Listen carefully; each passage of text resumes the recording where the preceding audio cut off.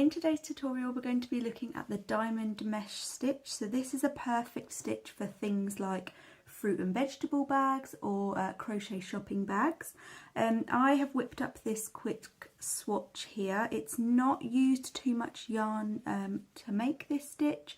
You only need to know how to do a chain stitch and a single crochet to produce this pattern. And just a note before you get started that it's probably a really good idea to go up a hook size than your yarn recommends, or to crochet with a loose tension. Let's jump into the tutorial.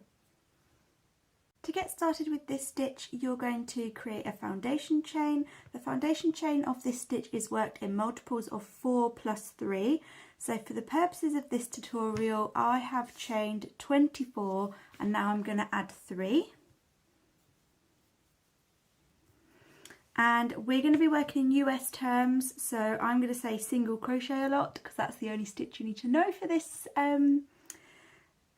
this stitched pattern. And but if you are in the UK, then it is a double crochet, but for the purposes of this tutorial we're going to be working in US terms. So to get started, we're going to skip the first 6 chains, so we don't count the chain on the hook, counting down 1, 2, 3, 4, 5, 6. And we're going to work a single crochet in that 7th chain from the hook. Okay, and then we're going to chain 4.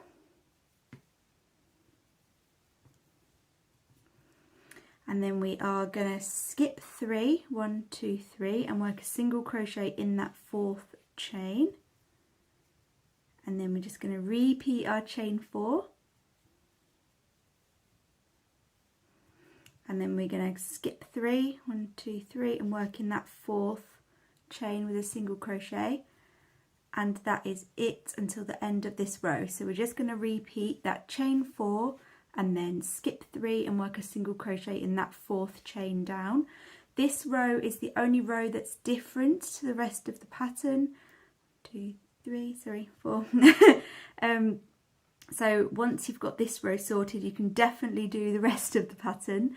But yeah, this is the only row that's different. Every other row will be repeated. 1, 2, 4. In there, one more chain 4. And then into that very last chain. Now to start every single row, you're going to start exactly the same way. You are going to chain 6. So we're going to chain 6. 1, 2, 3, 4, 5 and 6, and then we're going to turn our work, and we're going to be working into these huge chain 4 spaces that we made in the previous row. Every single row starts with a chain 6, and from here on out every single row will work exactly the same as this row. So you're going to insert your hook into that big chain 4 space, create a single crochet, sorry. Then we're going to chain 4, 1, 2, 3, 4, and then we're just going to work a single crochet into the next chain 4 space. 1, ooh, I've caught the yarn, 2, 3 and 4, and then a single crochet into that next chain 4 space. 1, 2, 3 and 4 into that next one.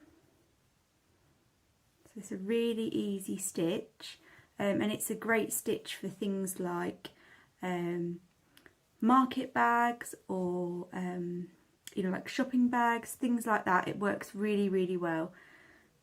And I'm using a cotton in my tutorial today, so you can see how it works up. If you were to make those things, cotton's probably would be a yarn of choice.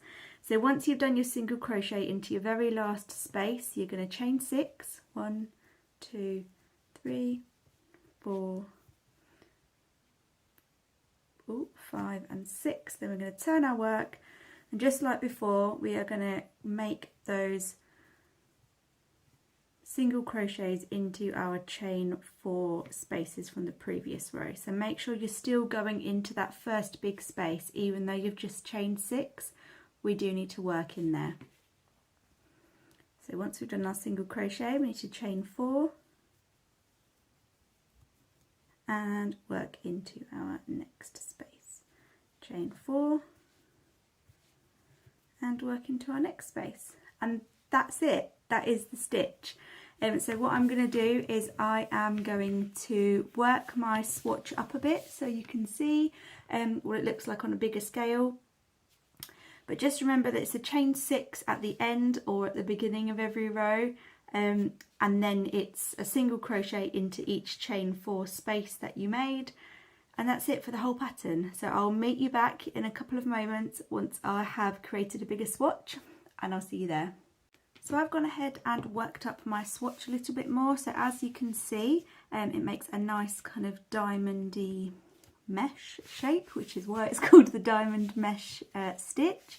It is a stitch that will need blocking if you're having it as a panel like this by itself. So if you're going to use it, I don't know why you would use it as a dishcloth, but for an example, if you're going to just have it like this and not attach it like a bag would be attached at the side or worked in the round, etc., then you would need to block this stitch.